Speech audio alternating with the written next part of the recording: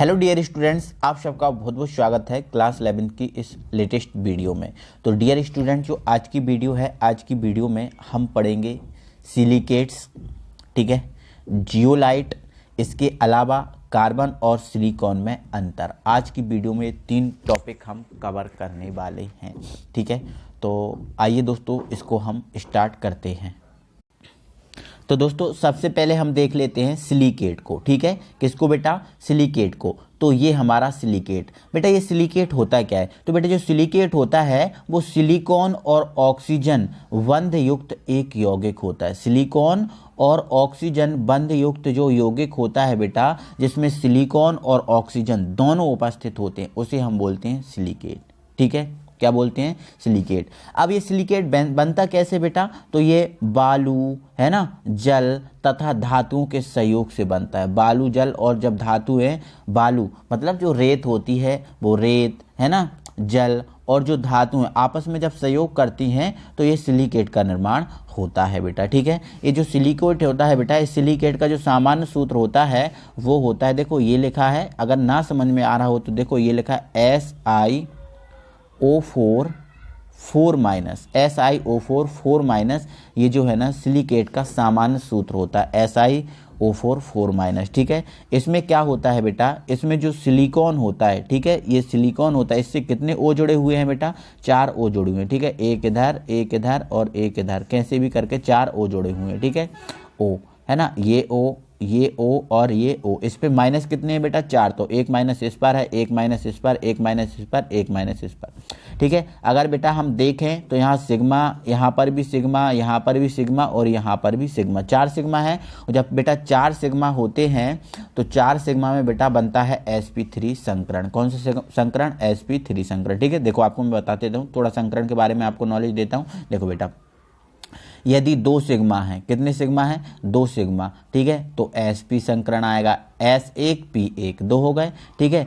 3 sigma है बेटा तो आएगा sp2, है ना, क्योंकि 2 p है और 1 s, तो 3 हो गए ना, ठीक है। और 4 सिग्मा है तो आएगा sp3, ठीक है। तो इसमें बेटा जो इसमें Si जो परमाणु है वो sp3 संकृत अवस्था में रहता है, ठीक है। तो ये बेटा आपका हो गया सिलिकेट। अब बेटा सिलिकेट की संरचना कैसी होती है? तो बेटा इसकी संरचना कैसी होती है? इसकी संरचना में जो Si परमाणु होता है, ठीक है, केंद्र पर होता है, और ऑक्सीजन परमाणु मतलब O परमाणु, ऑक्सीजन मतलब O परमाणु, यहाँ O लिख देना, है ना, चतुष्फलक के चारों कोनों पर होते हैं। मतलब इसकी जो संरचना होती है बेटा वो चतुष्फल की होती है। कैसी होती है? चतुष्फल की। चलो आपको दिखाता हूँ, ठीक है, कैसी संरचना होती है इसकी चतुष्फल की। देखो, है ना, यहाँ पर देखो जो Si है, Si क्या है? केंद्र पर है। Si कहाँ पर है बेटा? केंद्र पर है, ठीक है। और इसके चारों ओर कितने, देखो SiO4 होता है ना, SiO4 4 माइनस, ठीक है, ये होता है ना। तो ये Si केंद्र पर, O है ना चारों कोने पर, एक इधर और एक इधर और एक इधर, ठीक है। इन पे सब पे माइनस लगे हैं क्योंकि 4 माइनस है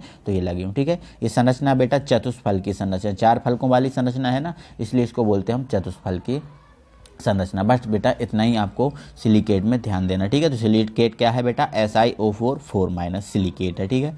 चलो इसके बाद बेटा हम जियोलाइट पे बात कर लें तो ये जियोलाइट है, ये जियोलाइट आप बेटा जियो का जो फोन आता है उसकी लाइट को मत समझ लेना, ठीक है। ये जियोलाइट एक संरचना है, ठीक है। तो देखो क्या होता है जियोलाइट, है ना। जियोलाइट बेटा एल्यूमिनो सिलिकेट होते हैं, जो एल्यूमिनियम, या फिर हम ऐसा बोल सकते हैं जियोलाइट एल्यूमिनियम सिलिकेट होते हैं, ठीक है। मतलब एल्यूमिनियम इसमें होता है और इसमें सिलिका भी होता है, तो एल्यूमिनो सिलिकेट होते हैं। इस जियोलाइट का बेटा जो सामान्य सूत्र होता है वो ये होता है, ठीक है, MxAlO2 का होल X, SiO2 का होल Y, यहाँ पर लिखा है, और डॉट बड़ा ब्रैकेट बंद और डॉट ZH2, ये इस जियोलाइट का सामान्य सूत्र है। समझ रहे हैं ना, ये जियोलाइट का सामान्य सूत्र है, ठीक है बेटा। जहाँ पर जो M है, M की जगह हम धातु रख सकते हैं, है ना। M की जगह आप सोडियम, ये लिखा है, सोडियम रख सकते हो, पोटेशियम रख सकते हो, कैल्शियम, ये धातु रख सकते हैं, ठीक है। X धातु परमाणु की संख्या, कितने धातु? 2 हैं, 3 हैं, वो X क्या है? संख्या है, ठीक है। इसके अलावा बेटा यहाँ पर जो संख्या आएगी वही संख्या यहाँ पर आ जाएगी। बाय क्या है ना, सिलिका अणुओं की संख्या, जो सिलिका अणु है इसकी संख्या हो जाएगी, है ना। समझ रहे हैं ना, ठीक है। और जेड क्या है बेटा, जल के अणुओं की संख्या, तो ये यहाँ से थोड़ा सा, ठीक है। तो जियोलाइट एल्यूमिनियम सिलिकेट होते हैं, ठीक है। अब जियोलाइट में कैसा क्या होता है, जियोलाइट हमने देखा तो है नहीं, है ना, तो उसको कैसे क्या करना है, देखो आप समझ लो उसके बारे में, थोड़ी संरचना ही बता रहा हूँ। जियोलाइट में धातु आयन सामान्यतः ये हो सकते हैं, जैसे यदि सोडियम आयन हुआ तब ये सोडियम एल्यूमिनो सिलिकेट हुआ, है ना। पोटेशियम होगा तो पोटेशियम एल्यूमिनो सिलिकेट होगा, और कैल्शियम होगा तो कैल्शियम एल्यूमिनो सिलिकेट बनेगा, जो एक सामान्य जियोलाइट है। क्लियर, ठीक है। अब बेटा संरचना, जो लाइट होता है, ये जैसे आपने मधुमक्खी का छाता तो देखा ही होगा, मधुमक्खी के छाते में जिसमें छोटी छोटी गुहिकाएं होती हैं, छोटे छोटे छिद्र होते हैं, मधुमक्खी का छाता, है ना। आपने शहद खाई होगी, है ना, किसी भी पेड़ पर जो शहद का एक मधुमक्खी का जो छाता लगा रहता है, ठीक है, जिसमें मधुमक्खी, बहुत सारी मधुमक्खी चिपकी होती हैं, ठीक है ना। तो इसकी संरचना बेटा मधुमक्खी के छाते के समान होती है, मधुमक्खी के छाते के समान होती है। इसमें विभिन्न प्रकार के छिद्र और बहुत सारे छिद्र होते हैं, छोटे छोटे गुहिकाएं होती है, ठीक है। इन छिद्रों का आकार बेटा, जो छोटे छोटे छिद्र होते हैं, इनका आकार होता है 260 pm से 740 pm। एक डबल पी लग गया है बेटा, एक पी को काट देना, ठीक है। pm है, और pm का मतलब क्या होता है बेटा, पिकोमीटर। क्या होता है, पिकोमीटर, पिकोमीटर होता है, ठीक है, पिकोमीटर, ये एक यूनिट है। और बेटा क्या होता है, जो एक मीटर में बेटा, सॉरी, एक मीटर जो होता है, इसमें होते हैं 10⁻⁻12 पिकोमीटर, 10⁻⁻12 पिकोमीटर होते हैं, ठीक है। तो पिकोमीटर क्या है बेटा, एक यूनिट है ना। ये वाला पी काट दें, 260 से 740 pm तक होती है, ठीक है। इन छिद्रों द्वारा अणुओं व आयनों का अवशोषण होता है, ठीक है।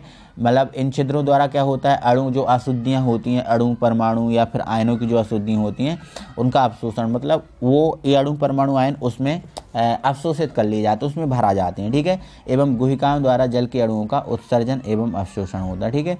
जो गुहिकाएं होती हैं लंबी लंबी, उनके द्वारा क्या होता है, जो जल है ना उसके अंदर भरा जाता है, ठीक है।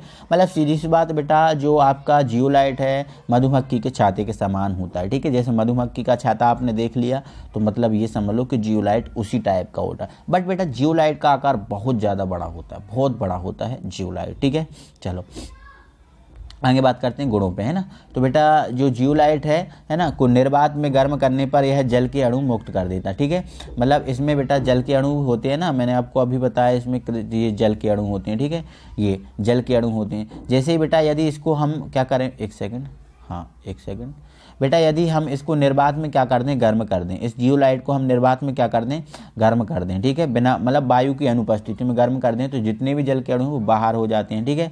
निर्जल जियोलाइट छिद्र मुक्त होता है, मतलब यदि जियोलाइट में, जियोलाइट के साथ जल के क्रिस्टल जल के अणु नहीं है, क्रिस्टल जल के अणु नहीं है ना, तो वो जो आपका जियोलाइट होगा उसमें छिद्र नहीं होंगे, छिद्र नहीं होंगे, एक फुटबॉल की तरह गोल होगा वो, है ना, चिकना, है ना, उसमें छिद्र नहीं होंगे, मतलब छिद्र मुक्त बोला ना, मुक्त, छिद्र नहीं होंगे, ठीक है। जल युक्त जियोलाइट छिद्र युक्त होता है, केवल जल जिसमें क्रिस्टल जल होगा वो ही छिद्र युक्त होगा, बाकी छिद्र मुक्त होगा, ठीक है।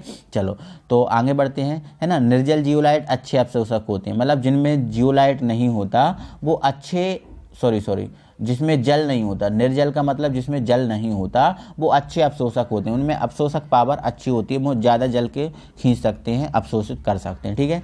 जियोलाइटों के छिद्रों का आकार 260 pm, है ना, एक पी काट देना, से 740 pm तक होता है, ये इसकी क्या होगा बेटा, गुण होगा, ठीक है।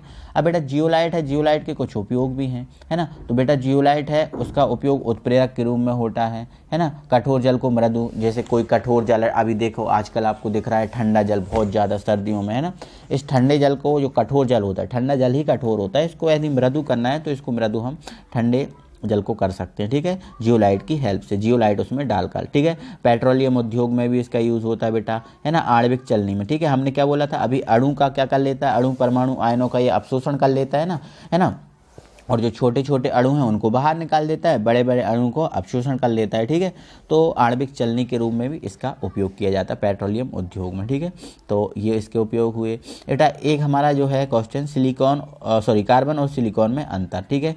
तो बेटा ये जंतु एवं वनस्पति जगत का अनिवार्य घटक, मतलब देखो जो कार्बन है हमारे अंदर भी है, तुम्हारे अंदर भी है, जानवरों के, पेड़ पौधों के अंदर है ना, तो ये जंतु और वनस्पति जगत में पाया जाता है, कौन, कार्बन, ठीक है। बट जो सिलिकॉन होता है बेटा वो खनिज जगत, वो केवल खनिजों में पाया जाता है, खदानों से प्राप्त किया जाता है, ठीक है। चलो, कार्बन जो है ना काले रंग का होता है और जो सिलिकॉन होता है बेटा वो भूरे रंग का होता है, ठीक है।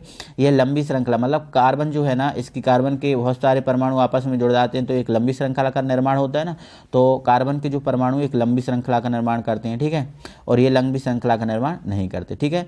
अब जो कार्बन है क्षारों से क्रिया नहीं करते, जो कार्बन होते हैं वो क्षार से क्रिया नहीं करते, बट ये क्षार से क्रिया कर लेता है, ठीक है। यह O2 से सहयोग करके O2 से सहयोग करके CO2 बना देते हैं, ठीक है। बट जब इसकी O2 से क्रिया कराई जाएगी, ठीक है, तो जब इसकी O2 से क्रिया कराई जाएगी बेटा तो क्या बनेगा, SiO2, क्या बन जाएगा बेटा, SiO2, एक सेकंड, SiO2, ठीक है। जब कार्बन की ऑक्सीजन से क्रिया कराएंगे तो CO2 बनेगा और इसके बाद क्या बनेगा, SiO2, क्लियर है। यह अम्लों से क्रिया करता है और अम्लों से क्रिया नहीं करता, ठीक है। तो ये कार्बन और सिलिकॉन में अंतर हुए, ठीक है। तो बेटा ये यूनिट जो है ना आज की वीडियो और कुछ प्रॉब्लम के कारण मैं इस टाइप की लेके आया, और अगली जो वीडियो होगी, अगली वीडियो आपको फेस वीडियो ही मिलेगी, और अगली वीडियो में बेटा हम ऑर्गेनिक जो बच गई थी, ऑर्गेनिक जो हमने छोड़ दी थी, उस ऑर्गेनिक को हम कंप्लीट करने वाले हैं। तो कल से आपको ऑर्गेनिक केमिस्ट्री की वीडियो मिलेगी, ठीक है बेटा। चलो, थैंक यू वेरी मच।